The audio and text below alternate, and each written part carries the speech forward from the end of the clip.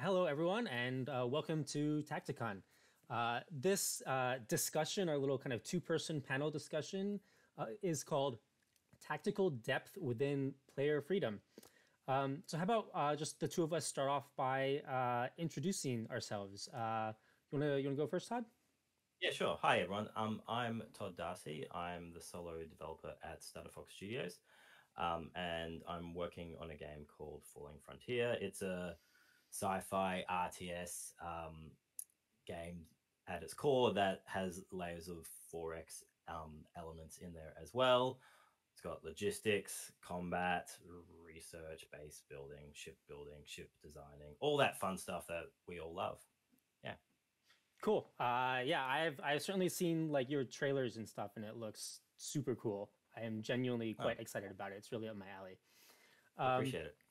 Yeah, so hi everyone. My name is Walt Destler, and I am, I guess, also sort of a solo-ish developer. At least, like, have mostly been, but then kind of like hired on a few contractors over the past couple of years. But anyway, so like I am kind of like the kind of creator of a game called Cosmeteer, Starship Architect and Commander, which kind of, as its name indicates, is basically like it's another space game. But in this game, you're kind of like it's all about kind of building spaceships, almost kind of like SimCity style. So I kind of like to think of it as SimCity meets the Starship Enterprise almost. So you're like designing your floor plans and hallways on a grid, and you have lots of crew running around going inside, and you can fly your ship around and fight other ships as you're kind of exploring a galaxy. So yeah, that's Cosmeteer in a nutshell. And everyone should check it out because it looks really, really cool. Thank you, thank you. I guess yeah, I guess shameless plug. I should probably mention you can download like kind of an older free version right now. It's just free. It's called like the classic version. So you can just Google Cosmeteer and it will probably be the first result. Yeah, and then launching this year hopefully. Fingers crossed on that. Yeah, so like, how about we get this discussion started? Oh, no, sorry, you had something to say, or No. I just said do it. Everyone should yeah. go and play your Thank game. you. Space games are the best. I love them. I'm a little biased, but I do not disagree. All right. Anyway, so let's get this discussion about tactical depth within player freedom going. So I think the first question that I have is I guess I'll ask you, and then maybe I can also just respond to my own question afterwards. Yeah, sure. Sounds good. In what ways have you specifically designed your game's mechanics and systems to maximize tactical depth? That seems like a really simple question with a very complicated and layered answer, I think. Yeah. So I've gone about designing systems, and I'll speak holistically here instead of one specific thing as an example. I have built systems that logically make sense to a player in a sense that they're familiar with these sort of concepts. And I will give an example like logistics. So people automatically understand it. You don't have to explain you're moving stuff around. People get it. They know that logistics can be blocked and stuff like that. So there's all these assumptions about the real world that people apply to a space game. So I have these different layered systems. And although they may not interact with each other directly, um, via the code, they interact with each other um, from a gameplay perspective, where this thing influences that, even though they don't directly touch, they're layered upon each other. So there can be lots of simple or features that seem simple, but when you build these other layers on top of them, they get incredibly complex, they get incredibly deep. That simple system now becomes far more complex.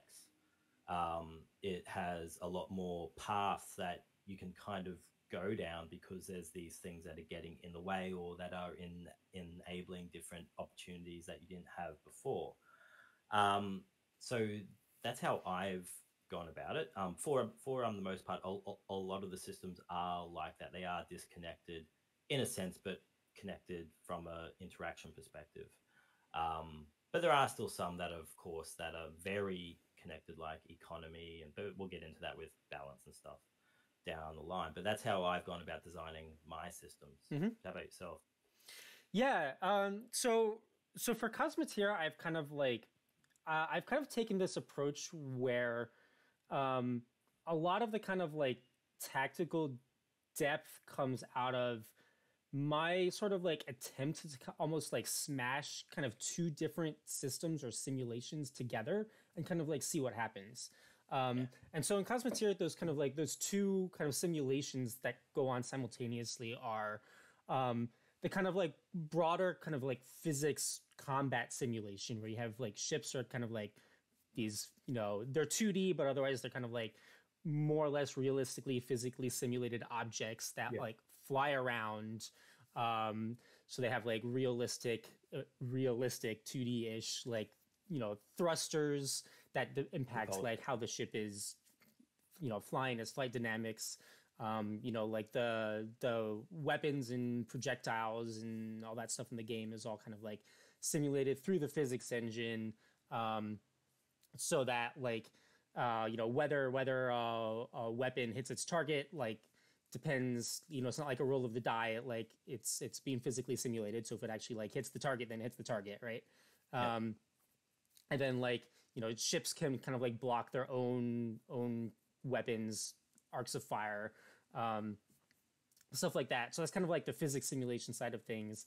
And then the other simulation is inside every ship. There's like a simulation of all the crew in the ship, and the crew are running around doing various different things, like operating the controls, carrying munitions and power batteries. For some reason in this strange fictional future, no one has invented power lines.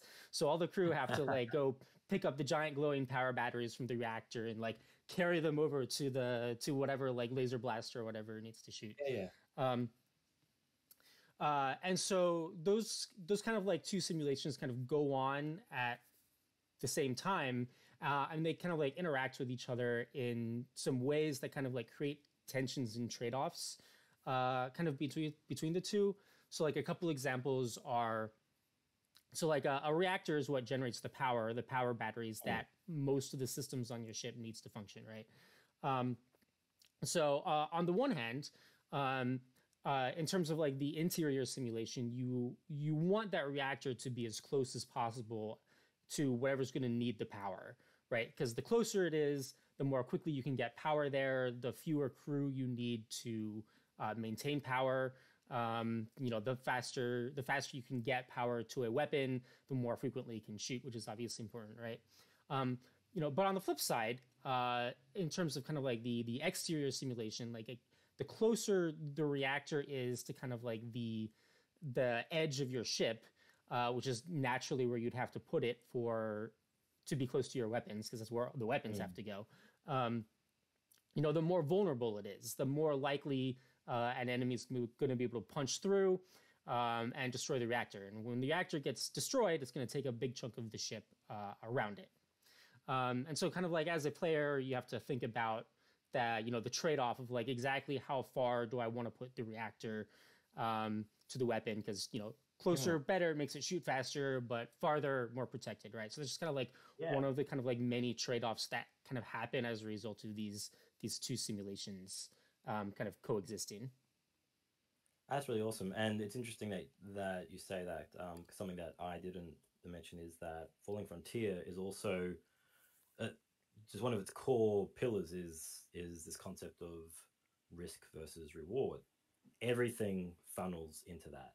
Every system has that whole ethos littered throughout its design. Yeah. Um, and a very simple combat example of that is well, just within Falling Frontier, is that in Falling Frontier, the projectiles are also physicalized, so they can hit the target, they can ricochet, they can miss the target, they can hit something else, um, and and a Falling Frontier encourages people to get closer. Because I had this idea of like the age of sail in space. I just love the idea of broadsides. I think Oh, no, who doesn't? I it's mean, fantastic. I mean, it's not preaching to the realistic choir. in any way, shape, or form for a sci-fi world, but gameplay over realism at like a lot of times. So although projectiles are physicalized, the closer a ship, the turrets, they sort of they don't stutter, but they sway. Like you would imagine, there's like some poor guy just sitting there, Mm. nervous, trying to aim this thing. Although there's not, but there's this idea that this sway is what will control the accuracy. So the Mm. further away you are, Yeah. um, uh, the greater the chance that you will miss or it will ricochet. Um, but you're better protected. But the closer you are, that sway becomes a non-issue because you're very close. Yeah. Um, and ships in in a similar way to your game, but also not at the same time. But they've got a weapons magazine, which if you one shot that, you could blow up the whole ship. Mm. Yeah.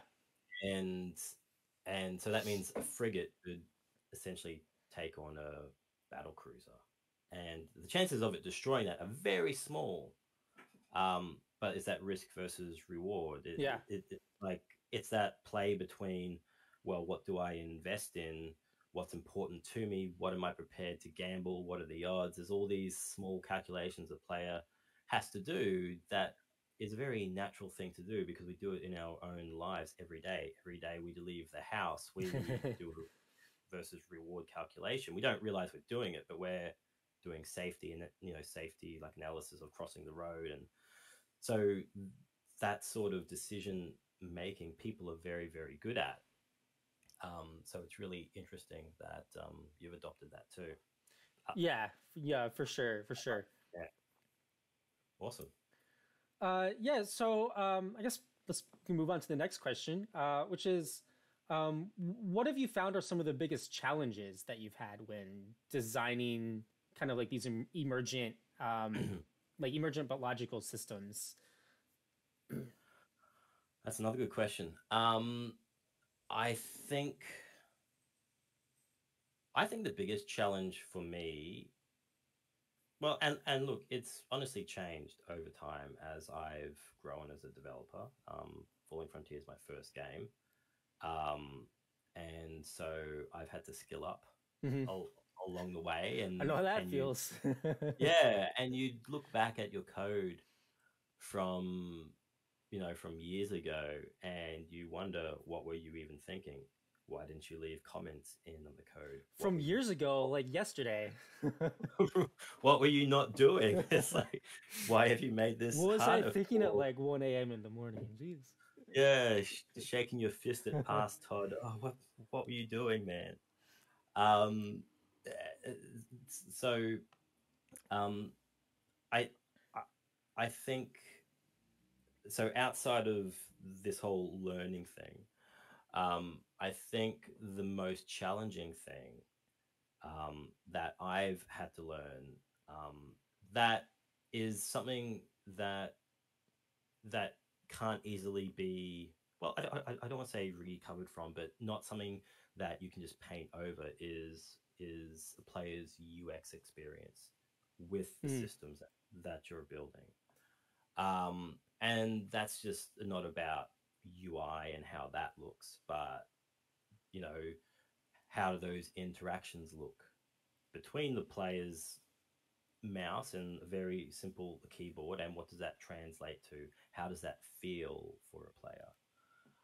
I think that to me has been the biggest challenge, and it's something that I've had to learn and skill up in a great deal, and learn how to do decent UI and UX, and it will never compete compared to a AAA studio that has teams of people doing UX, because that's a full-time job, right? At a game studio. Um, but to me, that's probably been the biggest challenge. Everything else, That's a great point. yeah, yeah. I mean, everything else from a programming perspective, if I don't know it, I'll figure it out, Mm-hmm. and and and it's something that you can work on without impacting a big part of the UX experience, un, unless that is the interaction hook between the player and how something plays out. I mean, then obviously you have to redo stuff. But if it's like, I mean, I used to think that my biggest challenge was my navigation system, because I can't use stuff like nav meshes and A star, because the world of Falling Frontier is so huge. You can't build a nav mesh of that scale in Sure. any reasonable time frame. I think I I did a test, and it would have taken like 3 hours to build a nav mesh. And so every time That's not you great. no, every time you would build a structure, you have to wait the 3 hours for it to recalculate, right? Yeah, And yeah, so, yeah. and I went through all these other processes of, like these different bespoke um, navigation systems, but I created one that uses ray casting to determine where stuff is around it and to plot the course, that's got pros, it's got cons, but it works because it allows this navigation at a star system scale, but also Mm-hmm. at a very granular around asteroids and structures scale. And I used to think that was the biggest challenge, but almost 4 years into development, I can safely say um, the biggest challenge for me has been UX, UI, and also making the decision to going back and reworking stuff that I had already done. And I'm so thankful that I have, because UI can take a long time, as you Oh know. yes. It takes a very long time. Um, and it's like some of my UI buttons have like 3,000 lines of code. They are complex buttons. It's like, how can a button be so complex? I am here. Turns out. A button can be complex. Yeah. And but it I'm glad I did it, because it helps the player connect with the world more. It helps the player feel invested in the world. Um, my goal for Falling Frontier was always to create this kind of interaction where, I love sci-fi films. I've got these sci-fi cool 3D maps and all this stuff, and people are doing crazy stuff with their hands and navigating stuff, and Mm-hmm. you're like, what's going on? It looks cool. It makes no sense, and Right. but it looks cool, and I wanted to try and replicate a little bit of that. So I always wanted to have the presentation of everything, and especially the UI, the UX, to be the best that it could be. So yeah, sorry, very long answer. That's a great answer, though. I mean, now that you mentioned UX, now I'm like, dang it, that's a better answer than my answer. Um, Sorry.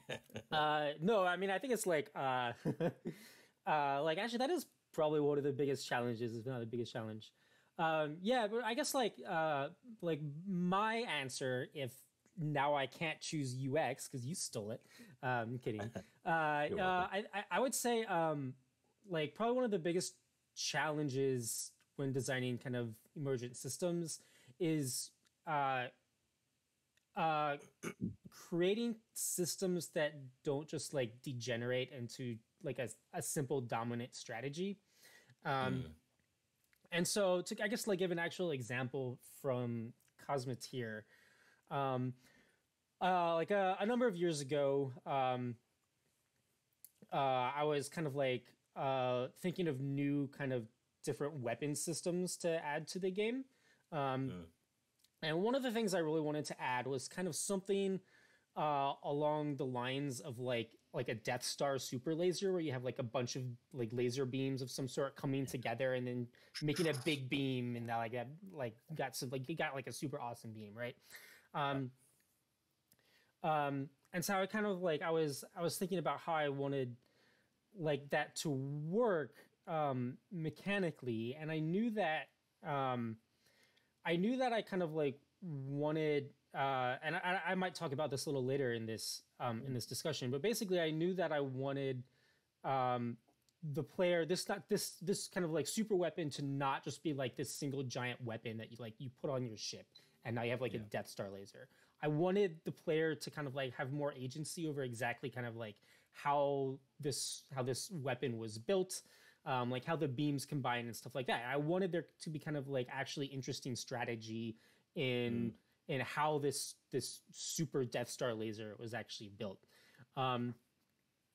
And so kind of like the system I came up with is that, all right, so the game actually at the time already had a weapon in it called an ion beam, which is basically just like is a very powerful single beam that just shoots in a straight line, and it's not any kind of turret or anything. So it's basically whatever direction your ship is facing, where you've put that ion beam is just going to come out in a straight line, right? So my idea was like, all right, so I'm going to add an ion prism to the game. And the ion prism is basically going to be like a focal point in which you can feed 1, 2, however many beams you want, and we'll combine them together and then shoot them out in some new direction, right? So kind of like instead of how like the Death Star laser, all the beams converge on some imaginary point in space, like we have like an actual object they can converge onto. And so I kind of like my first kind of like draft of the design was basically just like, all right, I'll just like have a prism. It will take all the beams that shoot into it, sum up their total damage output, and that will be the damage output of the output beam. And I think like the problem that you very quickly like run into with like a mechanic like that is that basically the dominant strategy is just to kind of have like one prism in which all the beams converge, and actually that's like not particularly interesting to build. It's like cool the first time you do it, you see all the beams combined, but you're like, all right, Death Star laser done, like what's next? There's not a whole ton of strategy there in terms of how you actually build the thing other than you've built it. So I was kind of like, all right, so how do I kind of like change the underlying math of how the beams combine to kind of like force the optimal strategy to kind of be more interesting than it is. I needed kind of like some sort of like fall off. Like every additional beam would like maybe contribute a little less power. And so I think the first thing I tried was basically like every beam, there's like an exponent on the number of beams you have. So like every beam does like maybe 20% less damage output than the beam before. So you have some fall off.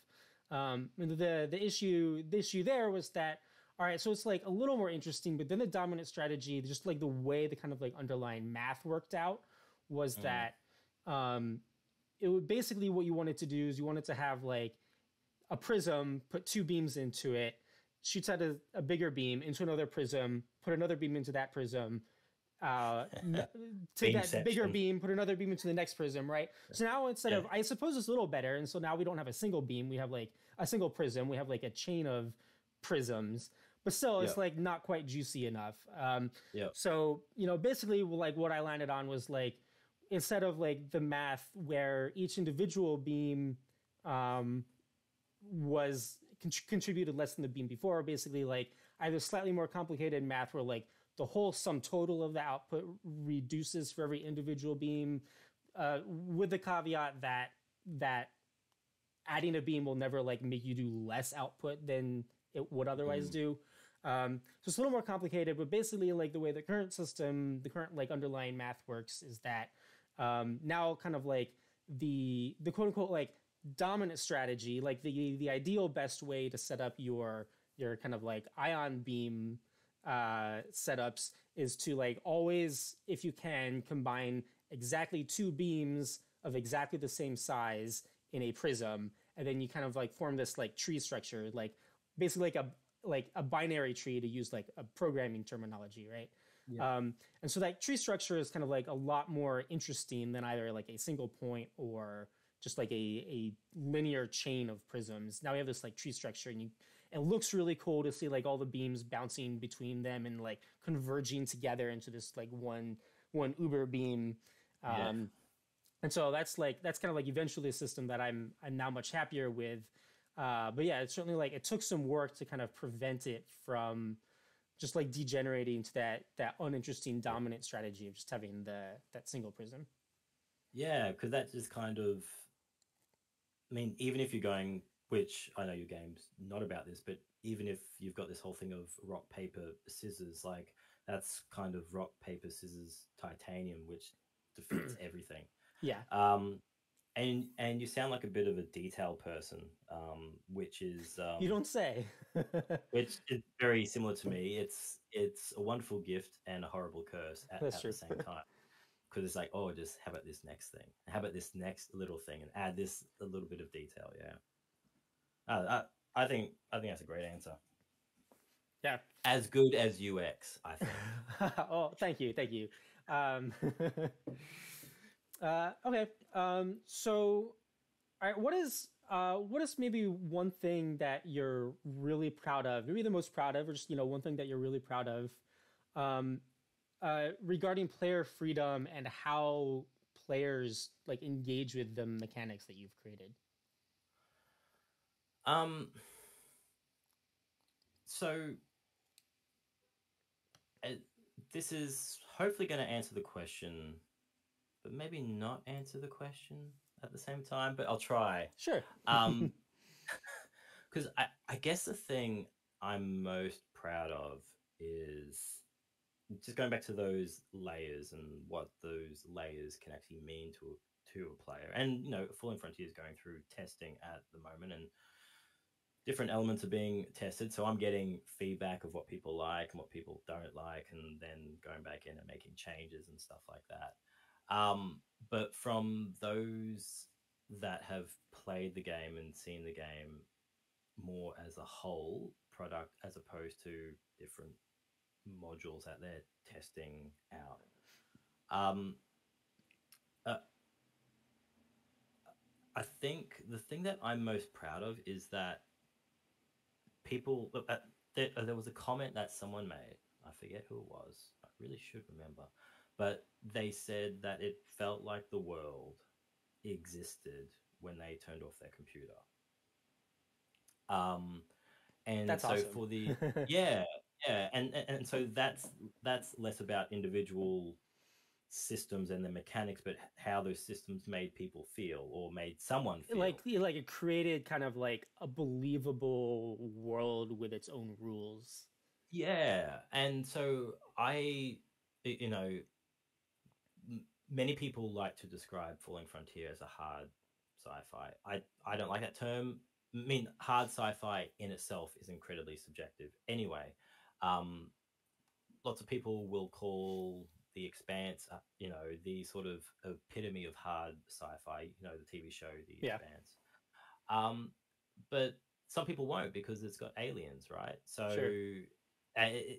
it's like everyone's got a line as to where they cut off where that hard sci-fi is, and not everything in the tech within The Expanse is explained. So I mean, there's a lot of assumptions, and you've got to make a leap of faith with a lot of elements too. Yeah, of course. So, hard sci-fi in itself is incredibly subjective. I prefer to call Falling Frontier a grounded sci-fi. So it's grounded in I like that word. element. Yeah, because it's um, I mean, it's well to me it's earthbound, so it's got that kind of parallel of things being familiar. You know, the same way that I said that uh, Falling Frontier has logistics, so um, uh, people know about logistics. So that they have to order something, it takes a few days to get to them, right? And it can be delayed. So that's a concept people get. People understand line of sight mechanics and stuff like that. So um, they can easily then understand that when you've got scanning stations, they can't see behind planets. So you have to maneuver flotillas around to be able to see behind Hmm. things. So there's these concepts people understand, and they don't have to be gamers to understand it. It's just that they know if something goes behind that, like that sort of tree, I can't see it Right. anymore. It doesn't mean it's not there. And also the physicality of the world. So resources are physicalized, and people understand that. Except for money, it's digital, and you can transfer that, and sort of straight away, just like you can now. And projectiles are physicalized. People understand if you throw a ball at someone, it's going to hit them or it's going to miss, and so um, I guess I'm proud of the fact that a lot of the systems just they're very in nature. They make sense, even if people have to learn the controls and stuff like that. Yeah. The systems make sense. Like that that that sort of um, jump that someone has to do to get on board, I think is a lot smaller than Yeah, some for other sure. sort of just sci-fi worlds. Yeah, it's got like jump drives and stuff like that, which we don't have. What doesn't? But what doesn't? So there's a few things there, but yeah. So I'll like a lot of the systems are very grounded, and they also follow it. It's a very militarized world. So back on the whole recon station thing, so something I get asked about is like, is there stealth tech within the game? It's like, well, it's a big map. Just got to go into the blackest space and no one's going to see you Hmm. because recon. And so this is a very specific example, and it's a feature that I'm really quite proud of too. Is that the recon stations can either do a full 360-degree, fairly close range scanning, or they can change their arc and be more targeted and much longer. So so the tighter the beam, the longer the scanning beam. So if you Mm. think you know where someone is, then you can scan in that specific spot. Um, and stations have two separate modes. They've got a passive mode and an active mode. A passive mode detects ships jumping in and out of that sort of space, and you can't tell if it's jumping in or it's jumping out. Like you've got to think about it. It's like, do you see like an object ping on the map, then 10 seconds later ping again over there? Chances are it was a jump.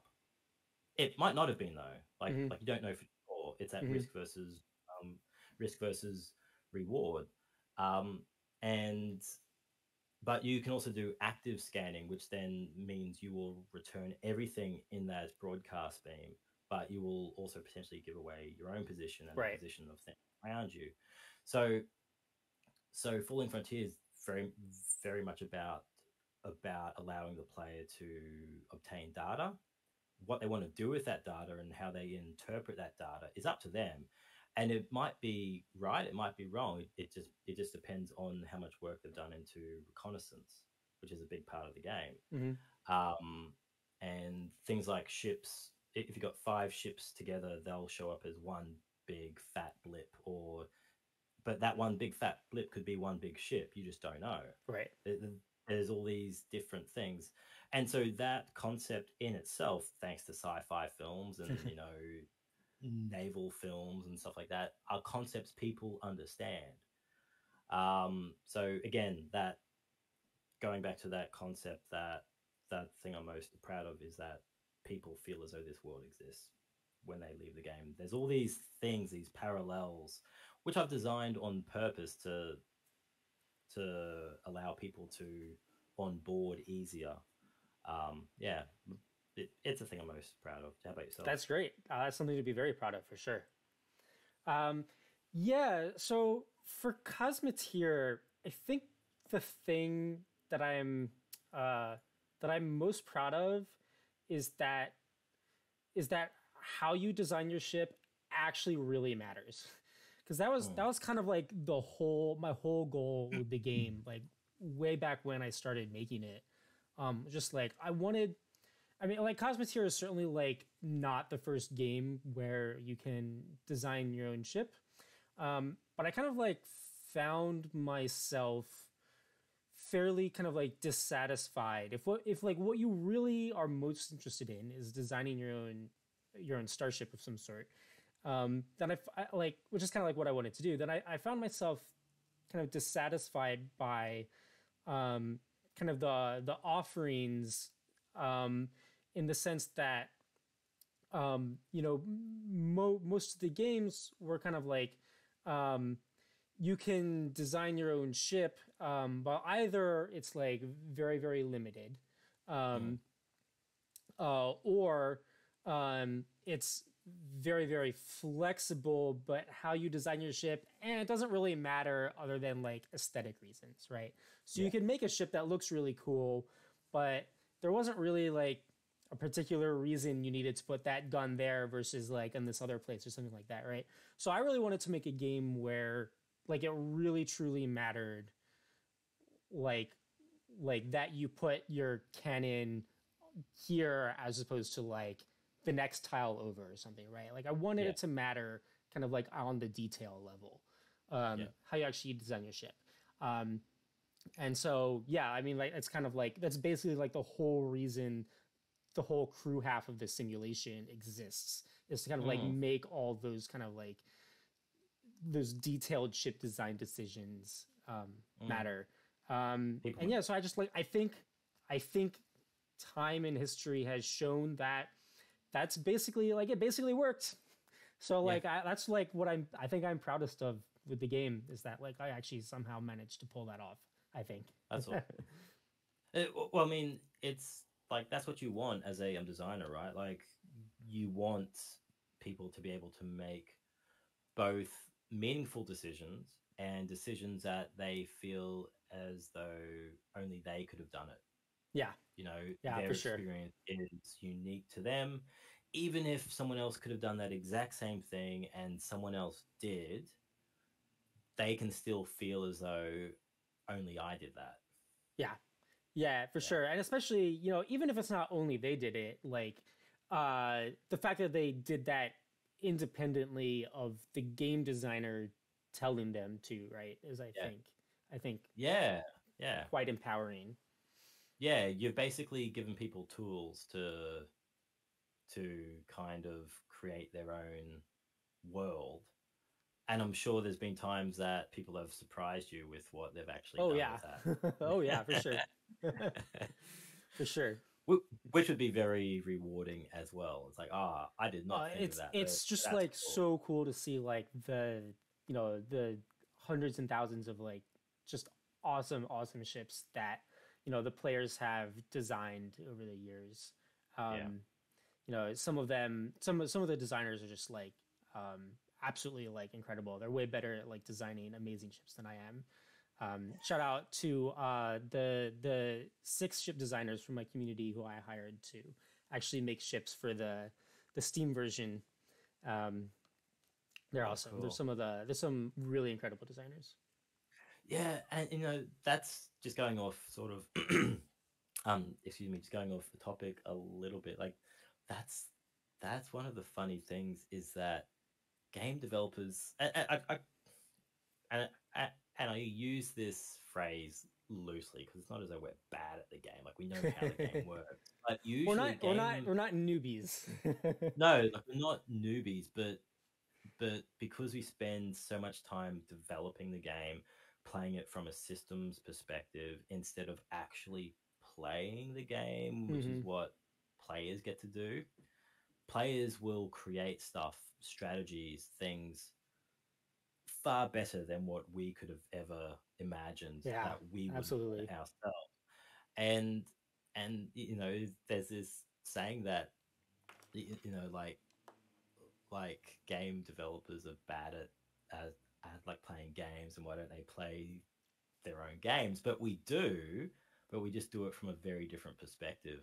Yeah, I th- I think that when if you are a game designer and you are like bad at your game, or at least like not good or great at your game, I think that can actually kind of be a good sign, because it means that despite having like played it so much and like knowing all the inner workings of your game systems, Yeah, it still means like the kind of skill ceiling of your game is is beyond you. higher than Yeah, what you can do, right? And I think, 100%. if that's what you're going for, is a high skill ceiling, then I think you can actually take that positively as a good sign. Yeah, I would definitely agree because it's yeah, it's not a limited. No, I really like that explanation. Awesome. Anyway, sorry, I got us off track. No worries, no worries. Yeah. Um, Okay, so what is your approach to balancing a game, especially when like these kinds of games can often have like emergent and unpredictable like Yeah. outcomes and strategies? Yeah, to be honest, I find I go both extremes. I will first go, um, so from a balancing perspective, I mean, depending upon what sort of the system is. So we'll do combat. If it's combat, and it's obviously going to be very different things for different systems, like economics and stuff like that. Um, but for combat, I will go with I will first balance things in a way where things are the most destructive, cause the most damage. The time to death is incredibly small. It's always Um, fun when you have things tuned like that. yeah, yeah, yeah. I mean, I partly do it just because I want to see it. I know, right? Yeah, and then I go the other way, and so I do it so the time to death is very long. Um, and within that, um, and obviously you don't stay at those two, and you Oh, so like as part of your process, you kind of yeah test each of those yeah extremes. Got it. Yeah. I it's both because those have very just from a combat perspective they have significant implications for a player experience, right? You know, just one is because ships, well, going back a bit, ships within Falling Frontier are incredibly expensive. So for like a late game, you might have 30 ships. So it's about flotillas as opposed to fleets. So smaller groups of ships operating together. Ships are very expensive. They take a long time to build. You have to have command crew and actual crew, and your crew pay taxes as well. So if you lose a ship and you lose your crew, that impacts your economy Oh, they as pay well. taxes to you. Yeah, yeah, Oh, yeah. that. So Oh, man, I wanna be like a ship commander. Whoever gets the taxes. That sounds like a nice deal. well, I mean, it's part of your credit Yeah, yeah, generation. yeah. So all that's because you got population on worlds and stations, Got it. and Got it. So people just operating. because they're serving on your ships doesn't mean they get out of paying No, taxes. exactly. Because other RTSs might tie it to a certain structure that will give you taxation, but in Falling Frontier, it's the people. And people that are serving in space get a tax cut. So it's like a hazard pay thing. Sure. So you don't get as much from them, but a flotilla of say there's like 15,000 crew, and you've had to train command crew, which costs a lot of money. So then the time to death means a lot in like in that space, and and the and the implications of, well, if you're in an engagement, um, if the time to death is very, very small, then um, that kind of negates any possibility that you might send in, just reinforcements. Because it's like, well, what's the point? Why Right. bother committing something else? Because that'll be over soon, well before I get there. Because ships are slower within Falling Frontier. I describe it as an inattentional game. So you just don't throw stuff over there. You plan what you're going to do. So the time to death means a great deal, and every time a crew member dies, well, then that's like less sort of taxes, which means you can't build as much. So there's also the like consideration of, well, do I really want to go into combat? Is it worth the combat? Especially if my ship could be one-shotted. I mean, it's rare, but it can happen, right? So in the case of combat, go to both extremes and then go through multiple tests of like that until I find a balance where, in the case of combat, that battles felt long enough that, I mean, like, you would just be able to see ships slugging it out, but short enough that they still felt fragile. Mm-hmm. Um, and and and and I brought in, but it was never quite perfect for me. It's like the implication of combat just didn't feel as though it was punishing enough. So I brought in a mechanic to do with repair. Now, ships can repair themselves in the field, but they can only repair themselves to a certain amount. And so, like, a ship may never be able to repair itself above 70% of its hull. Um, so to do that, you've got to take the ship out of action, out of the field, back to a dry dock, back to a space dock. It's got a dock in there, which is a process. If that dock's a shipyard, then you can't build anything out of that slot. Mm. That ship's got to stay there to be repaired. It takes time. So there's these decisions that carry on from those combat decisions of that time to death. Ships can live longer, but so I ended up with ships being able to survive longer within combat, but they wouldn't be able to heal themselves completely. So that meant every combat action, even a single shot, would do damage to a ship that you couldn't repair. Um, and and so that was my approach to balancing combat. Outside of the different weapon types, you've got a few different types of missiles, and there's rail guns, and which do more penetration damage. So they're less about damaging the ship and more about damaging the crew and the internals. So they're all about cutting off that taxation Mm-hmm. because they would just kill the crew. Um, and you've got a weapon which is a pulse cannon, which is just a sci-fi name for like a regular ballistic cannon. So that's more of a, I'm going to try and damage the hull. Doesn't penetrate as much, but it does a little bit more splash damage. And then the missiles do a lot of splash damage, but without really penetrating the hull. Right.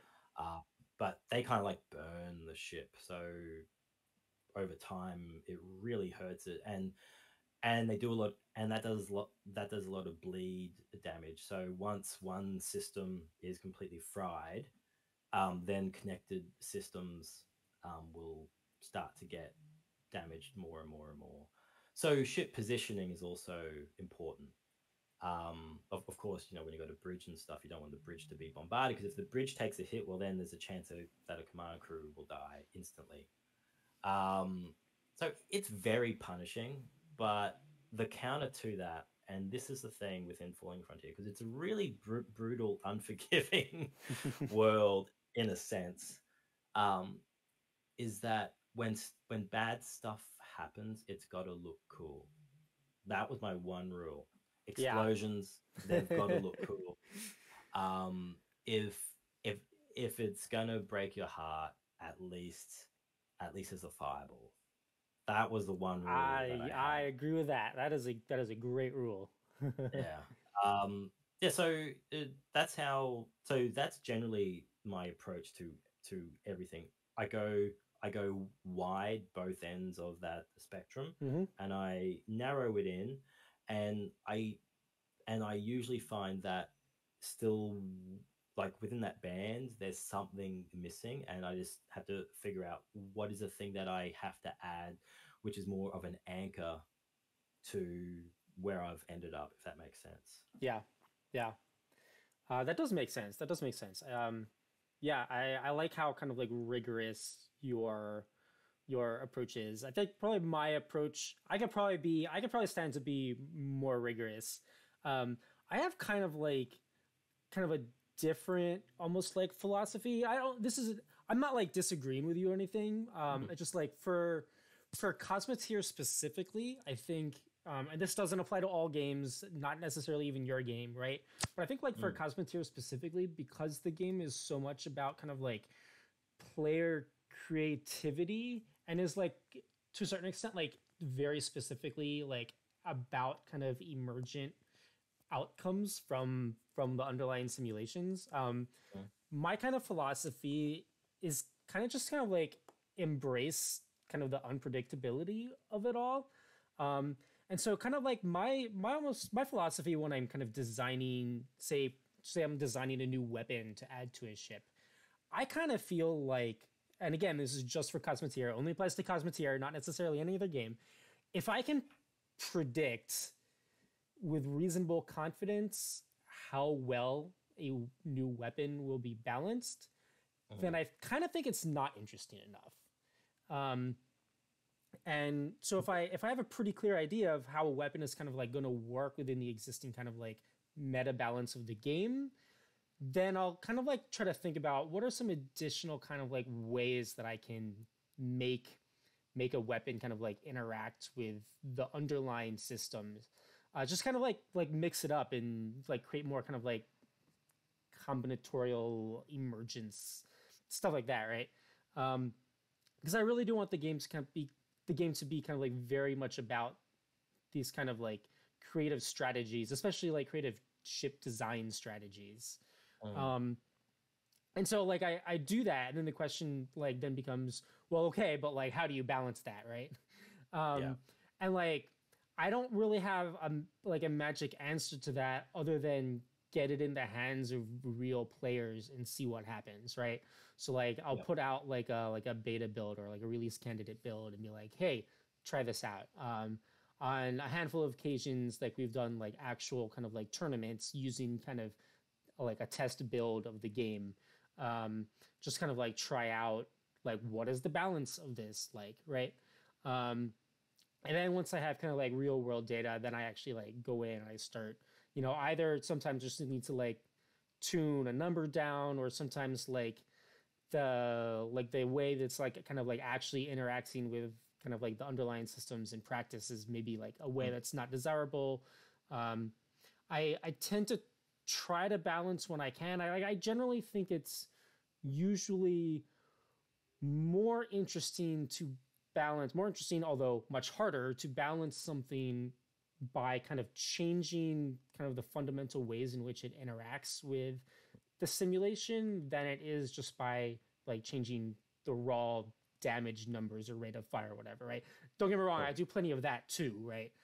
It's just that like when I can think of ways to kind of balance something by changing or adding some way that can interact with the simulation, then I generally try to prefer doing that just because I think it, over time kind of like leads to um, a more interesting game simulation or just more interesting strategy um, overall.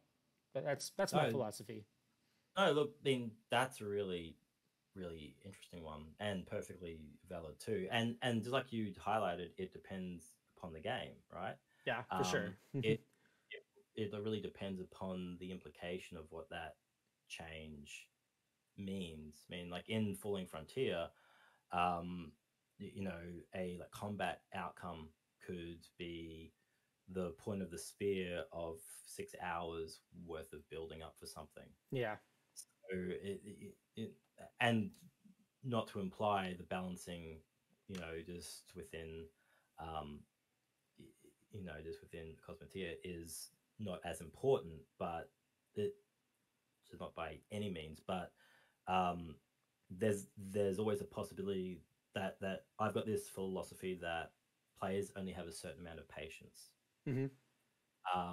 And every time you do something that will potentially drain that patience, like you've got to be careful about how many times you actually do that, because if you do that too much, then they'll get angry and they'll quit out of the game.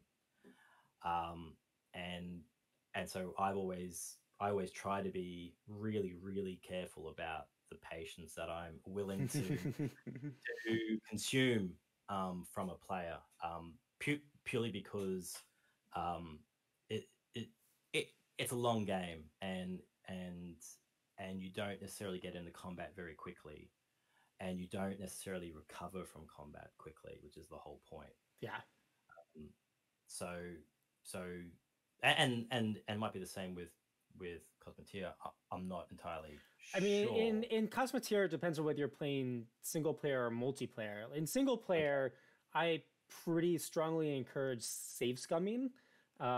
So if you get destroyed, you just load your game, right? I personally, I think that's a totally valid way to play. That's how I play my own game. Like in and in multiplayer, just like if you're doing like a one-on-one battle with another player, that's gonna be like maybe 10 or 20 minutes long, probably, like, at the most. So we're not talking about anything close to like the many, like 6 hours, I think you said, right? Potentially. Yeah, so I think the stakes for that are much lower in my case. Okay. So that I think that certainly probably changes how it would change how I thought about balance, for sure. Yeah, like if you're putting definitely 6 hours into something and that was it, you're gonna lose all of it if it doesn't work out, right? Yep. No, look, I mean, it makes perfect sense. Cool. Yeah. Do you have any can you think of an example, like, of a time when you have had to show restraint when designing or implementing a feature for your game? Yeah. So there's one that comes up probably the most in discussions. And so people, so probably outside of multiplayer, what people would like is for Falling Frontier to be like fully 3D. So just not on a 2D, like a 3D game on a 2D plane. Yeah. Which is, you got your X and your Z axes, but people would also like to navigate on the Y, like Homeworld. And Cosmetia are also 2D game. In my case, like, the graphics are also more or less 2D. But just as an aside, people also request all the time for the game to be like full 3D with like multiple floors and just like they. And look, I mean, it's an interesting conversation to have with people, and I enjoy having it, because every time I have it, for me, even if someone doesn't agree with my position on it, it's at least an opportunity to try and inform someone why I made the decisions that I did. And to also teach a bit about game design as well. I mean, not that I pretend to be an authority on it, because there's different avenues, right? But often I find in these discussions that the requests sometimes comes from a place of thinking about something in isolation, or with a love or affinity for something else that they enjoyed, like Homeworld. People love Homeworld. They love the the 6 degrees of I do. freedom. Yeah, me too. I think it's fantastic. I absolutely adore it. Um, and look, Falling Frontier did start as that 3D. Oh, interesting. Yeah, but I discovered to do the stuff that was the most important to me in the game, that had to go. So I removed it. And I discovered early on, and this is a conversation that I have a fair amount, is that and just taking a game like Homeworld for for example, because that's usually the the sort of example that's best used as an argument for it. Um, the map sizes in Homeworld are fairly small, Yeah. right? Compared to the game world of Falling Frontier, it's very small. The scale of zoom is very small. I mean, Um, your Falling Frontier, that's like a whole solar system, right? Or is it yeah, even more than that? yeah, it's a whole star system. I mean, it's not to scale, but it's huge. Right. It's very huge. To basically sail from one end to another, I think would probably take something like 12 hours on sublight drives or Of something like like real time. of like real time. Yeah. And you know, the final scale of it's not necessarily exactly dialed in, but that's where it's kind of sitting. It's huge. Um, and you know, it's got base building, ship building. It has 4x elements, so it's got empire building stuff too. Um, and and this comes back to the whole UX sort of point I was sort of making earlier. I found the UX experience for the player, although not impossible to solve, would have been incredibly challenging and would have required um, a lot more of my time to push into that space, and lots of things that I would have had to do would have been so much harder to take into consideration a 3D volume. Mm-hmm. So um, I'll just list a few of them things. So firstly is icon fatigue. I mean, in a 3D space where you've got to show planets and you know, flotillas and ships and all this other stuff, um, that's a lot of icons, and to put them in a 3D space that are they're overlapping, so Mm-hmm. interactions become a problem. Yeah. Um, Allowing a player to easily move within that 3D space with precision, because when you're zoomed out within Falling Frontier, a single pixel is like a large area of space. So you know, there's all these tools that would have to be developed to allow a player to just even move smoothly and easily just within that space. Um, then you've got the idea of 3D tactics, of how do you, um, you know, take into consideration 3D. Well, not the movement of the ships, but what that means. Because instead of just scanning in certain directions, you're now scanning everywhere. And for the most, people are very good at working in 3D spaces, understanding 3D spaces. We do it every day, right? But 3D spaces locked to a 2D screen. Right. That's important. That's important. That's a lot harder for the brain to actually work out. Now, some people are really good at it, but most people, without the right tools, without the right training, it is actually very, very, very hard. Let alone trying to develop that. Yeah, so that's the kicker. It's people being able to think in 3 dimensions. People think they can do it, but it's actually very, very hard to do. And in order to be able to do it, you've got to have tools and processes within the game world that actually do a lot of the work for you. Um, and and these are all decisions that I had to make very early on within the game development process. And I basically decided, no.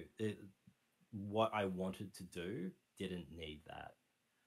I mean, the game even back then had orbital mechanics and stuff like that. Mm. So planets and moons all orbited, but again, that made stuff like hiding a flotilla in a sense of shadow of a planet much harder because the reality of Where they stuff. would actually want to be is going to constantly change, right? Exactly, and again, I mean, it's more realistic and it sounds cool, but the player would then have to constantly think Yeah, about. either you would need like either the player would need to like constantly micromanage that, or Yep, like the UI would probably have to get more complicated so that the yep, player can be like, all right, constantly be on this side of the planet relative to this other object or something exactly, like that, right? And yeah, that exactly. would make it a lot more And complicated. again, yeah, that comes down to those player assisted tools to allow the hard work to be done for them. Yeah. Um, and so yeah, that is probably the biggest example of where I had to show restraint because it was very easily a massive rabbit hole. If Falling Frontier was more just a tactical game, um, with light building mechanics, then sure, like the 3D combat, it would have worked well. Um, and and yeah, so but the advantage of then limiting it and showing restraint, um, just not for my own sanity, but uh, for basically the bulk of the players out there that will hopefully enjoy Falling Frontier, is that it's a more streamlined experience. It's it becomes less of a hardcore experience and more something that someone that loves sci-fi can kind of pick up, but it's got the depth of other types of games too. Um, but it doesn't have that real world realism that then makes it a lot more complex. And Right. from a design perspective, just when you're viewing things from a fixed perspective, which is what you're doing within Falling Frontier, then visually you sort of design things from that perspective, which then means it's easier to actually create a certain aesthetic. Like a good example is I really wanted to create cool sort of animated text. Like as you sort of just zoomed out, you saw the names of things, which which is what actually occurs. And the camera goes from a front on view to I think it's like a 52-degree angle, Hmm. and so it kind of has that stylized map type kind of feel.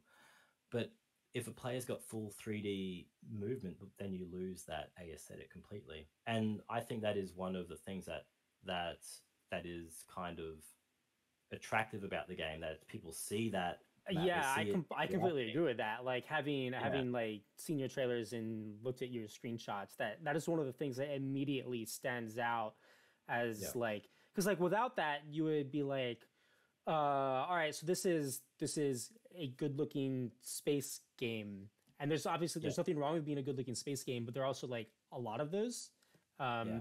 and so I think with Be all less highlight. those kind of like almost like map elements, right? I think Yeah, really gives your game kind of like a more unique visual kind of hook, if that makes sense. Yeah, and so I yeah. completely agree. Thank you. And so that's an interesting thing. So those decisions, I feel, have led to many people really loving the game. So if I didn't have those things, if it was a full 3D, then it probably actually wouldn't be as popular as it is, ironically. I think you're probably right. Um, yeah. So it's an interesting thing. Yeah. How about yourself? Uh, yeah. All right. So something that I've had to show restraint with. Um, so certainly I don't think this is like just me or my game, but I think certainly like a problem that probably most designers have, um, is that um, like it should be the player having fun, not the game designer having fun, right? Yeah. And so like kind of how I find that sometimes manifests in Cosmoteer specifically is if like, again, if I'm like thinking about like, all right, I want to add like a new weapon to the game, right? And maybe I'll have this like super cool idea for weapon, like, oh, like a Death Star laser or something. So like, go back to that example. That's a cool right? idea. Right. Yeah. So like, as a designer, it would be really cool if I could just like make a Death Star laser and have like all the beams where they converge together, right? And it's like, that'd be super cool, right? But like, that's kind of like, that's like me having the fun instead of having fun building the Death Star laser instead of the player having the fun building the Death Star laser, right?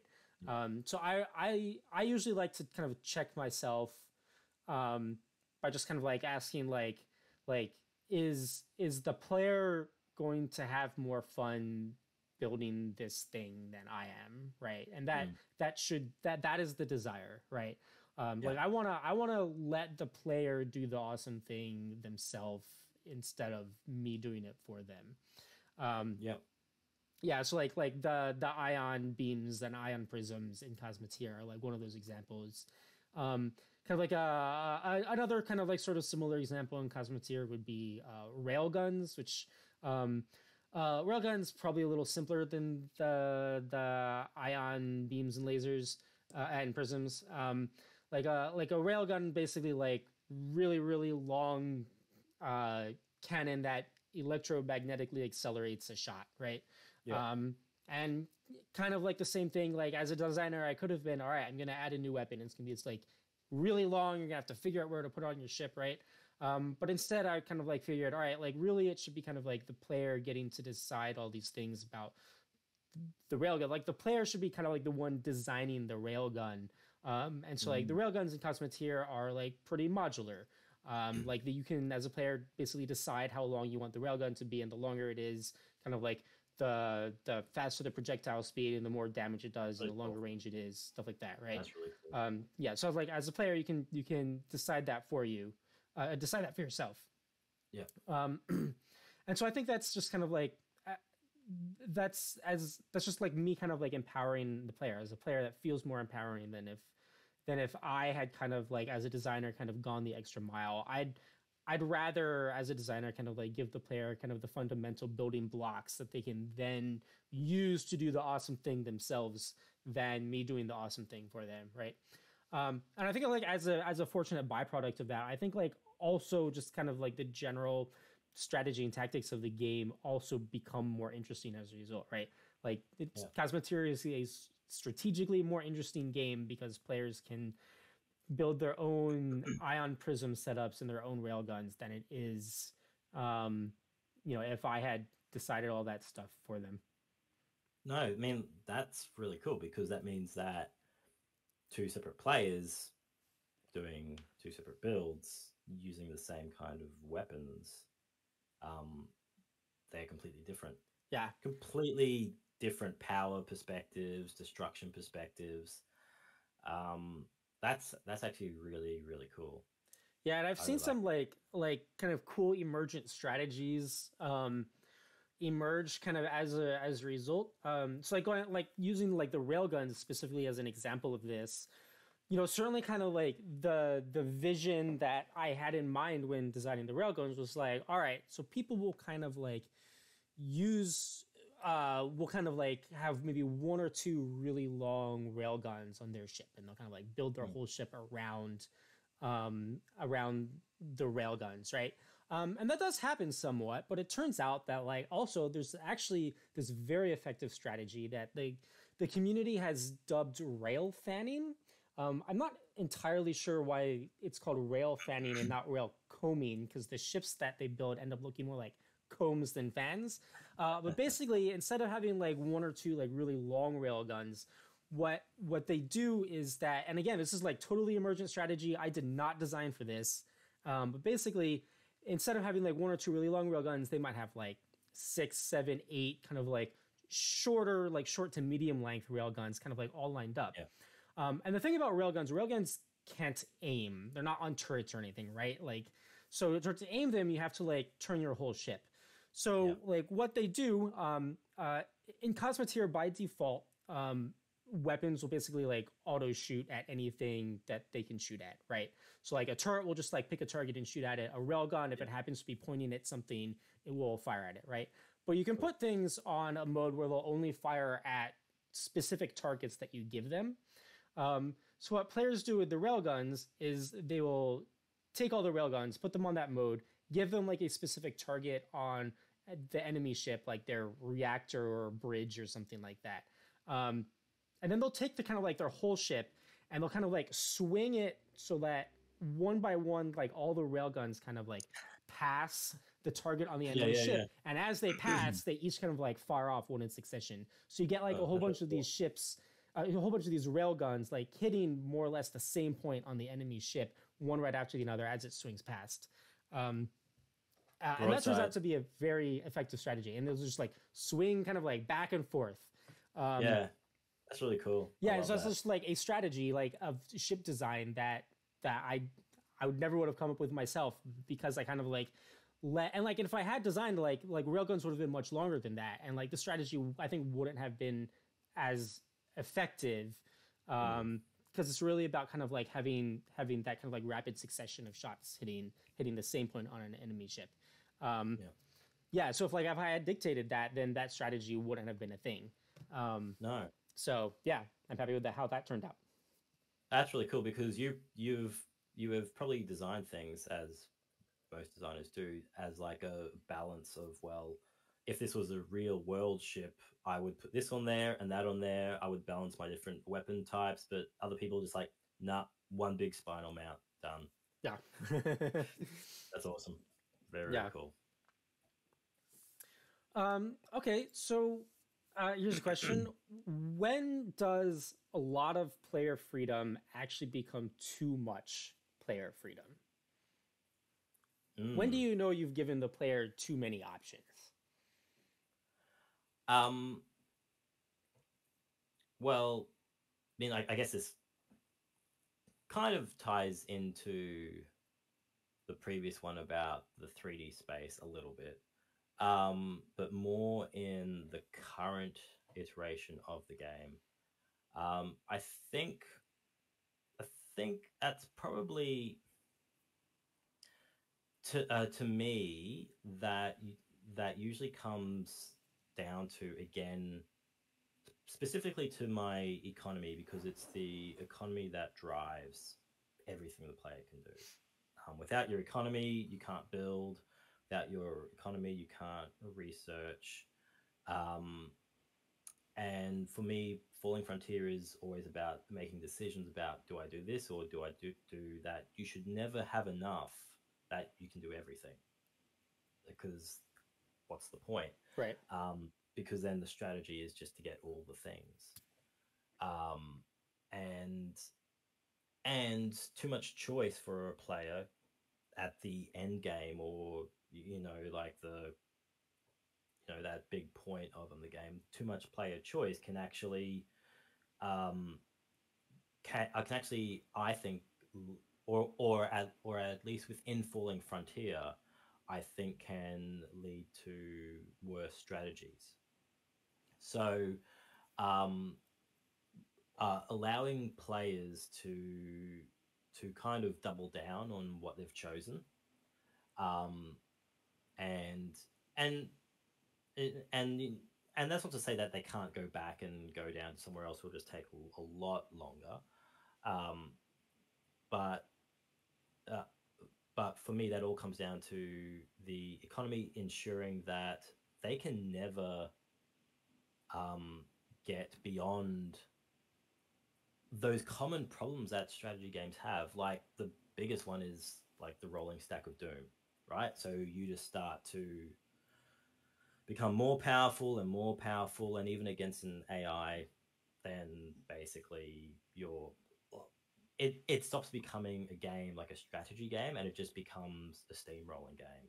And then you're just doing clicks to get to on the very end. I've put in a whole bunch of checks and like balances, which all come down to the economy, but there are also gameplay mechanics in there as well, which actually restrict player freedom. So, I mean, the first one being combat being so unpredictable, that you will never go into I never want a player to go into combat thinking that they are absolutely going to dominate. Mm. They might think that they will because the odds are in their favor and a few different other things, but they can never be 100% certain because Falling Frontiers not a game of three of those beats one of those. It just doesn't work that way. Mm-hmm. So one of those could defeat all three of those if it's lucky.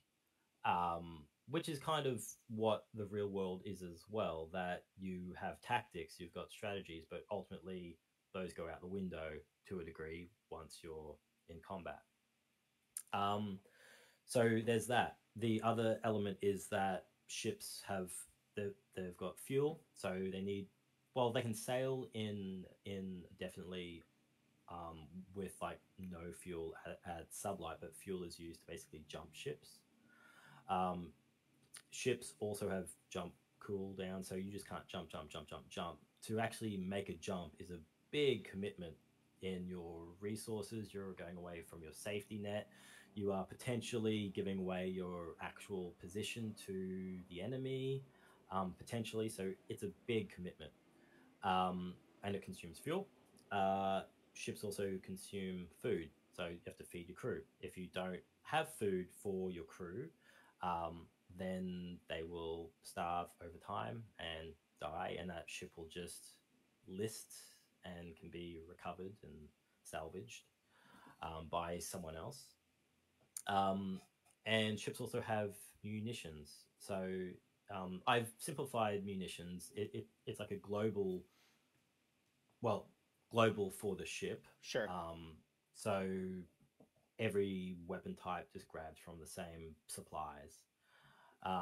Just because I didn't want players to have to micromanage weapon mounts and ammunition types, and because there's already enough complications with the game. Like again, that's the whole theory I have about player patience. I didn't want to exhaust it there. Yeah. So there's all these elements, as well as just tying back into combat being so punishing, and that ships in combat will never be 100%. If you lose a ship in combat, your crew can actually evacuate, and that those command crew can be recovered either by you or by your enemy, and they can be interrogated and they can give away information about your bases or your patrol routes or technology, and you don't know if they've given up information or not. And so there's all these things that you don't know and you can't control, and you just have to make plans and try to make the best decisions possible. But all of these systems, they prevent a player from just being able to move a bunch of ships and dominate, because whenever you send a flotilla or even a single ship into the black of space, it's not going to make the whole trip um, on a single tank of gas. It jump gas. Sure. It it's gonna need a supply ship to go along with it to actually refuel it. And within that, there's a risk versus reward. That if the enemy knows you're there, then if they take out your supply ships, well then you're stranded. Easy pickings, right? And then you've got to make the actual decision of, do you commit further ships there or do you just let that one die? Or if a ship is, or say there's a bunch of ships refueling, um, refueling ships have a couple of modes that they can distribute fuel quickly but at a high risk, or slowly at a low risk. At a high risk, if any one of those ships gets destroyed, cascading Hmm. explosion event potentially. A low risk, the chances of that are very small. Um, and so there's all of these things which are preventing these rolling stacks of doom, which often make strategy games, specifically 4X games, not that Falling Frontiers a 4X game, but there's always a tipping point where it goes in one player's favor and you can never recover. So there's these things that I've done to restrict player freedom, um, which actually I think adds more to the strategy of the game, and creates new strategies and new opportunities like guerrilla warfare and a whole range of other things. Like if you're on the back foot, well, then you can attack supply lines instead of open combat, stuff like that. Because logistics are so important, and the army can only, it can't march on an empty stomach. So you have to feed your crew, you have to supply your crew, you've got to take care of your crew. Um, so in a sense, like the game is very much about logistics. So that's a big part of it. But so that kind of holds it up, which also limits what a player can do, but it also enables players to do really cool things at the same time. Great, great. Yeah. For Cosmeteer, I guess there are kind of like two cases I can think of when I actually kind of like need to limit how much freedom and flexibility the player has. Um, one such case is I think like you were kind of like talking about this a little bit. It's like when it makes other decisions like less interesting or perhaps even irrelevant, right? So kind of like an example, like kind of a more recent example from Cosmeteer is, so in the like the current publicly available free classic version is what I'm calling it. Um, uh, the Cruz quarters, you can put doors on them anywhere on any of the walls you want. There's a 2x1 tile Cruz quarters and there's a 2x2, and on both of them you can put doors anywhere you want on any of the walls, and there's no limit. Um, and so the issue with that is kind of like because Cruz quarters are basically so cheap, they're just like rooms with beds basically. They shouldn't cost very much. And the fact that you can kind of like put doors anywhere, people kind of often just kind of like use them instead of hallways. Even though crew actually do kind of like walk slower through them than they would through a hallway, people will often still be like, I need to put this cruise bunk 2x1 cruise bunk somewhere. Oh, I have this hallway right here. I'll just put it in the hallway because it's an easy place to put the bunk, right? And it doesn't cut off access or anything. Yes, the crew will be a little slower than they walk through it, but arguably that might be better than having to like shift a bunch of other stuff around, or like it doesn't add any mass to your ship when you do that, right? So they're like reasons that like that trade-off might be like very well worth it, right? And I don't like that. I don't like that for a couple reasons. One, it kind of like it makes deciding where to put the crew's quarters like less interesting. Like it's kind of like missed opportunity. Like that could potentially be a more interesting decision than it is. It makes kind of like how you lay out your hallways kind of like matter less, at least largely by virtue of like you don't have as many hallways, so you don't have to worry about like how you lay them out as much. And also just kind of like in terms of just the fantasy of the game, it's like kind of weird. I mean, like Cosmeteer is not really supposed to be like a submarine simulator where like everyone's kind of like sleeping in the hallways, right? Like it's more kind of like it's trying to be more akin to like Star Trek or Star Wars or like Battlestar Galactica or something, right? Where like these ships are big and like most of the crew have like their own quarters, or at least like share quarters with other people or something like that, right?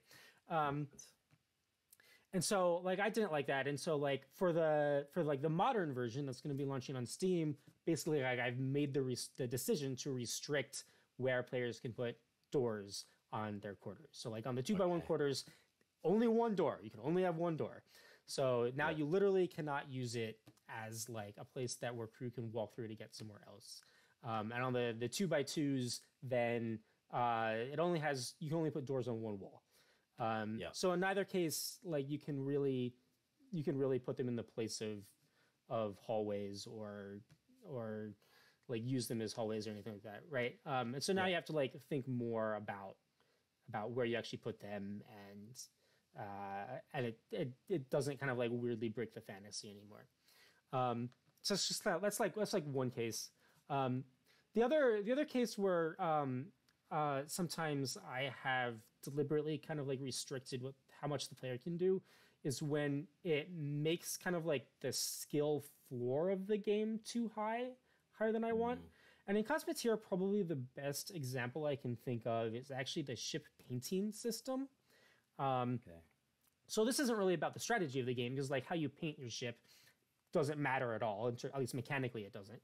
Um, Mm, but basically, like uh, when I was kind of like originally designing the painting system, I was kind of like I was thinking about like what are my options, and kind of like probably the simplest option would be, at least conceptually, the simplest option would be, all right, just make the your ship the outside of your ship a canvas, and just like let the player paint it like a paint program, mm, and like I could right. have done that, but I think the issue there is then in order to make kind of like a good looking ship, you actually have to be like a good artist. Yeah. And that is like a higher kind of skill floor than I wanted. And that system would be fantastic for people who are actually good artists, which, by Yep. the way, I am not. um, uh, but I think for like the average player, that would make the hurdle of making a reasonably attractive ship too high. And so like the system I landed on instead was basically um, so instead of just being able to like paint whatever you want pixel by pixel any color, um, I'm going to kind of restrict both of those. So instead of doing it pixel by pixel, I'm kind of like use the same grid that you build, the same meter grid that you used to physically build the ship, and kind Mm, of like let you kind of like put decals. I call them decals, like yeah. on kind of like the same grid, just on the outside of the ship. And then you have kind of like a set of decals, which can be like basic shapes or like letters and numbers or like symbols, like a pirate skull and crossbow and that kind of thing. Yeah. Um, and then you get several kind of layers of decals. So kind of like similar to like a paint program where you can have a bunch of layers. Yep. But you can only have, in the classic version, it's only 2 layers. In the modern version, I begrudgingly added a third layer at the request of all my players. It's probably why most of them are going to upgrade, is to get that third layer. Um, so I add a third layer, but like even then, so you can only do the decals on the grid, and then all decals within any given layer have to be the same color. So Right. I'm kind of like I'm restricting considerably kind of like what you can, the number of options that you have, right? And so with that system, it becomes like reasonably doable to come up with like a decent enough looking ship. Like the game Yeah. holds your hand there enough. You just kind of like pick a color that you think looks nice, add some little symbols to your ship, and voila, you have like a ship that is not offensively ugly, right? Yeah. Um, That's awesome. yeah, and so like admittedly, like yes, like by making that choice, I have somewhat lowered kind of like the skill ceiling of painting your ships too. That's fair. I have kind of like, as a designer, I've deliberately made that trade-off. But I think it's well worth the trade-off when, to make like 90% of players be able to make a ship that looks reasonably okay, and the 10% of like the really gifted players, maybe they can't quite achieve what they wanted to achieve. Mm, um, but still, like looking at some of the ships that people make and that people paint, it's still like clear to me like the ceiling is still very high, because some of the ships that people make are just like absolutely gorgeous. So mm. I'm pretty happy with that trade-off. That's really awesome. And, because so the painting system, that's something that you want people to use, right? Yeah, Like, for sure. like you want it to be accessible. But but also, like this sort of ties back into that sort of self-fueling process that you want the byproduct of that, like you said, to be good-looking ships for the most part, because you want people to see stuff that people have done and go, oh, I want to create it, I want to create that too, and it looks as though I can do that, and that helps onboard people from a aesthetic perspective. um, Helps close that gap of well, I can see everyone else doing this, and it looks easy. Yeah. So, yeah, no, that's cool. I Yeah. love it. So you've been Painting going for ships a is while now. Do you have time for one more kind of final question? yeah. I think we got time for one more. Yeah. All right. So, last question. What is the kind of maybe like one of the funnest or craziest kind of strategies or exploits or something to kind of like emerge from your game that you weren't expecting? Sure.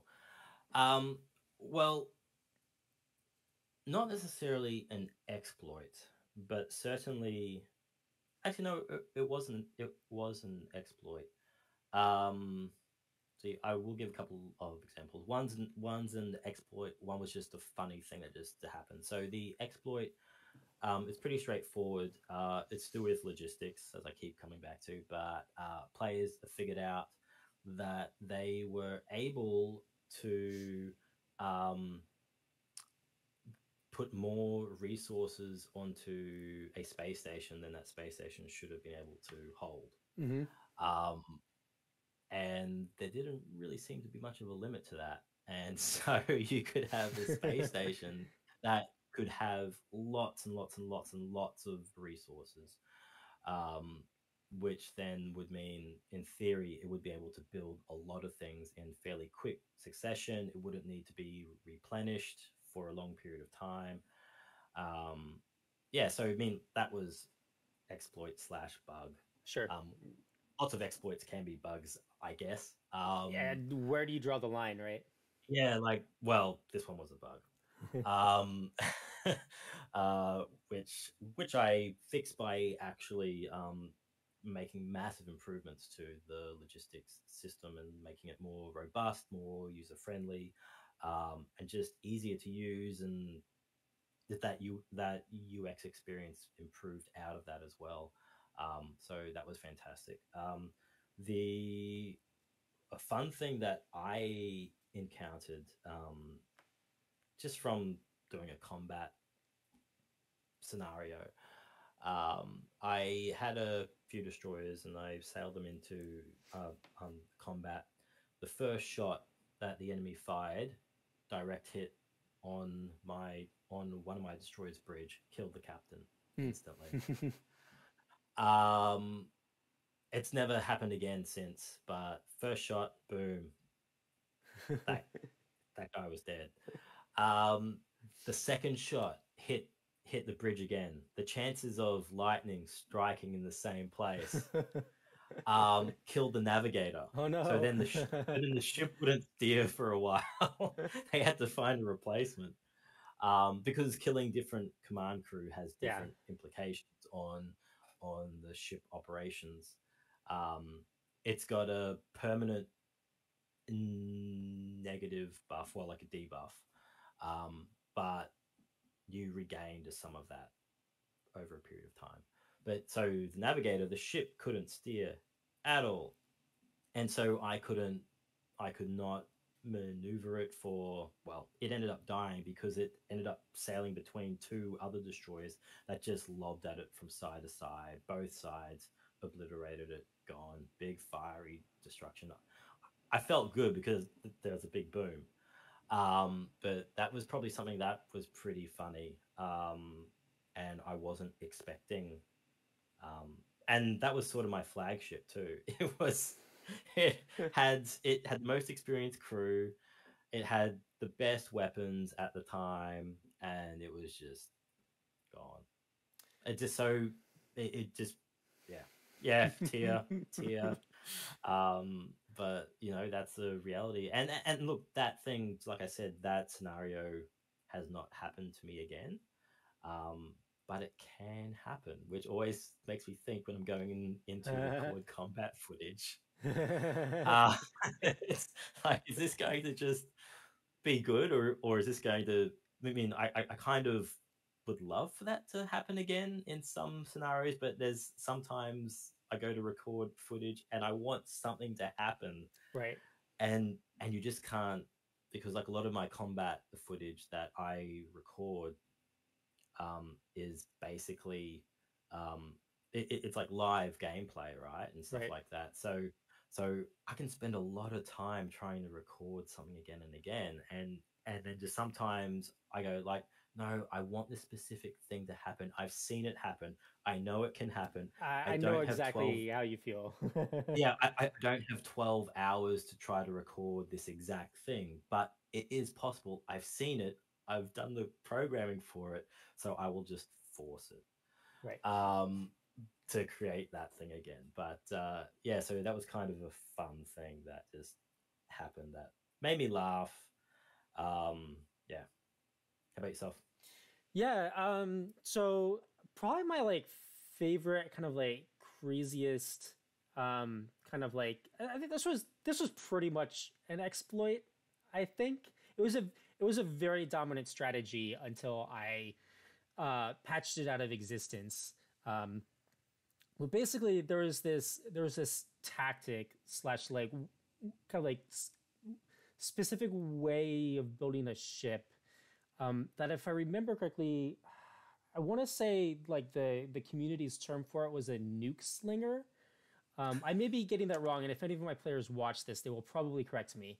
Um, Basically, it's probably my single favorite kind of like abuse of the game mechanics that I've seen in the game, Mm. um, which is all right. So basically, like a few things that you need to know about Cosmoteer. A, they're nukes. They're nuclear missiles.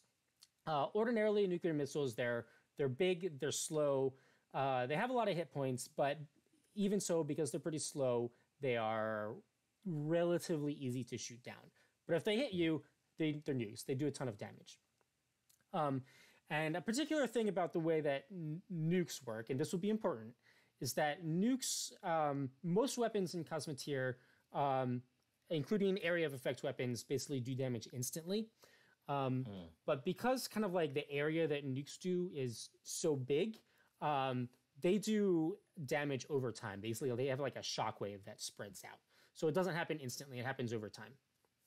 Um, so that's nukes. There are also explosive charges in the game. There's these little one by one parts that you can use to kind of like you can detonate them to kind of like deliberately kind of like split your ship into multiple pieces. Yeah. So you just like detonate it, and now you just blew another. Sometimes like people will use them to like build ships that can split in two, and then those two pieces will kind of like go flank their enemy or something like that, right? Yeah. And then kind of like the third mechanic that you need to know about are tractor beams. And in Cosmoteer, tractor beams they can not only pull but they can also push. Um, Nuke slinger. yeah. So, and at the time, tractor beams they weren't quite like you would kind of like see in like Star Trek or Star Wars, where you have this like beam come out and it kind of like envelops the whole ship. In Cosmoteer, they were like it was more kind of like almost like a tether, so more of like a thin kind of like beam, and then wherever it kind of hooks onto the enemy ship, that's where it, like the point at which like it pushes or pulls on the enemy ship. So the exploit is um, all right. So, all right. Going back to the nukes, the way that the mechanics for the nuke explosion work are that the kind of like the explosion itself, for basically kind of like ease of code implementation reasons, kind of will stick to whatever the nuke hits. So if like the nuke hits Okay. an enemy ship, the explosion as it expands will like kind of like stick to that same kind of like point on the enemy Yeah. ship and expand from that point, right? And it more or less feels natural. It's like feels more or less what Yeah. you would expect, right? Yeah. So basically, what the exploit is you usually this is done by taking like little, probably I think it was usually like a little armor piece, like a little kind of like 1 by 1 or two by 1 armor piece that has a lot of hit points, enough hit points that it can survive kind of like both an initial separation by an explosive charge. So you have like an explosive charge right next to it. That's the only thing connecting it to the rest of your ship. So you explode it with the explosive charge. You hit it with a nuke, with one of your own nukes. So you're basically like targeting your own piece that used to be part of your ship. You target it with your nuke, and then you use the tractor beams to like fling that piece at the enemy ship. And because the nuke explosion sticks to the little piece that you just flung at the enemy, Uh, now you're basically flinging this nuke explosion. And if you have enough tractor beams on your ship, you can make these things go very, very fast, like much, much faster than nuke has. And so they're basically impossible to shoot down. And because like little armor piece is basically like, it's now classified as junk because it has nothing making it like a living ship anymore. So the game has reclassified as a junk, which means the enemy weapons won't automatically shoot at it, right? So you have this like piece of armor that has this nuke expanding nuke explosion attached to it. And like the nuke explosions, like they expand pretty quick. It's like less than a second, but even so, that thing is moving so fast that you could basically use it to get around the fact that nukes are easy to shoot down. And this was actually like a really dominant strategy. And you could do this. The other thing is like nukes are not super long range, but like a piece of your ship is like potentially infinite range. There's like a little bit of fake dragon cosmetic here just for like gameplay and balance reasons. But even so, like the thing is moving so fast, you can shoot these things at incredibly long range. And they're moving so fast that like you can't dodge them, you can't shoot them down. Like it was like a very broken strategy. But it's like it's awesome because it's just like emerged out of kind of like these different mechanics. It was broken enough that like sadly I really did have to fix it because it was like seriously breaking multiplayer. And I fixed it in a couple ways. One is I did kind of like tweak the mechanics of how nuke explosions stick to things, which is that as the nuke explosion expands, if it like damages something new, then it will kind of like re-stick to that new thing it hits. But where kind of like the epicenter of the explosion is now going to be like wherever it was when that new thing was detected with like as the shockwave expanded, right? So like in the original way, the epicenter of the explosion when it hit the ship, and like how it usually is if you just get hit by like a regular nuclear missile, like will be like right on the edge of the enemy ship, right? So the ship is taking the brunt of the explosion, whereas the new way, the explosion by the time that like little piece of your ship has actually reached the enemy ship, the explosion has already going to be expanded somewhat. And so now the epicenter is going to be farther away and like the ship is going to take somewhat less damage from that, right? So that was one way I kind of dealt with that. And then the other way is I changed the mechanics of the tractor beam so that instead of it just being this kind of like single point, really strong force, now it's kind of like a wide beam. And so if you're shooting the tractor beam, trying to push something with the tractor beam that's really small, that small thing is only going to get like a small fraction of the force that the total force that a tractor beam can exert. So you're not going to be able to accelerate that little piece of your ship nearly as fast. And so that seems to have more or less done the trick, and that strategy is no longer particularly effective, which is a good thing for the game, but it does make me a little sad. Oh, it sounds hilarious. People they come up with the wildest stuff. Yeah. I mean, with that, could you have also potentially restricted, that sort of latching on component of the nuke could only happen to something traveling less than a certain velocity? Potentially. The issue is that like ship fights can happen at velocity. Like you could potentially have a ship fight between two ships, or actually this is very common, between two ships that are moving at some velocity. And they'll be relative to each other, but not relative to like the background grid. Like I suppose there would probably be there's probably some velocity there, like above which almost any ship would reasonably travel, but below which these things are traveling. Like maybe I could have found a balance there. So yeah, like maybe that would be a fair way to solve it too. Because I guess you don't want to remove it from impacting junk because you want junk to be an obstacle, right? I still want junk to be an obstacle. Like if a nuke didn't explode when it impacted junk, then an exploit would be like surround your ship with kind of like armor that you would then deliberately detach and turn into junk, and now you have like armor that nothing would explode when it hits, right? Yeah. So that would be the cascading strategies. It's interesting. That's really cool. I really like that. And actually, I really like your solution because that has other gameplay implications too. instead of one specific thing, like it still kind of allows it to happen.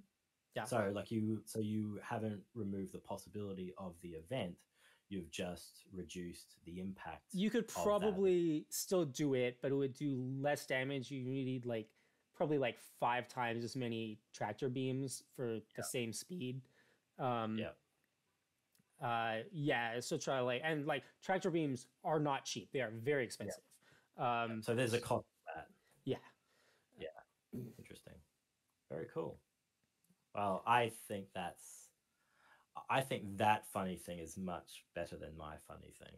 Oh, I thought you had a pretty good example yourself. So it was awesome. Thank you. All right, cool. Well, I think this probably concludes our discussion today. Thanks for all of you who are watching. Thank you, Todd, for what I thought was a very fun and interesting conversation. Yeah, and to everyone, I hope I hope everyone enjoys the rest of TactiCon. Check out some cool games. I certainly look forward to checking out your game. Thank you, and vice versa. I will definitely have to find time to give it a go because like I've seen videos and it looks cool, but just talking to you about it really makes me want to play it. So, yeah, consider me a fan. All right. Good talk. Cool.